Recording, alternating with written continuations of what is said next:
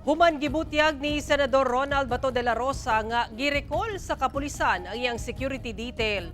Dunay pagpaklaro ang Police Regional Office 11 kalabot ni ini. Ang detalye sa live report ni John D. Esteban. John D.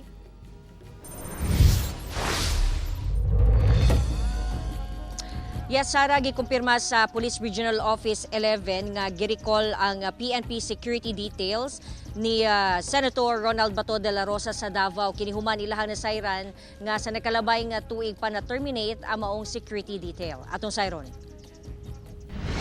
Sa Facebook post ni Senator Ronald de la Rosa, gingon niining nga girecall sa Philippine National Police ang iyahang security details. Hinoon doon na matudpay mga retired nga pulis ug mga sundalo nga nagboluntaryo isip hulip sa girecall. Sa interview sa GMA Regional TV 1 Mindanao, kang Police Regional Office 11 spokesperson Major Catherine De La Rey, gikumpirma niini nga dunay girecall nga PNP security detail sa senador. Temporaryo lang matudpa ang security detail sa upat kang Senador De La Rosa.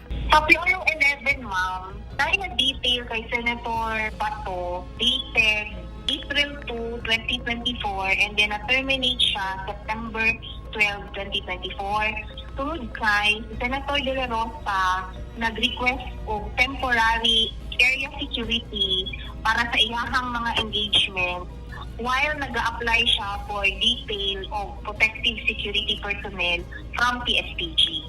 Sumala ni De La Rey, dihang nagpahigayon matudpa og inspeksyon ang RMFB sa sakop niini sa kabahin sa pagpangandam sa midterm elections.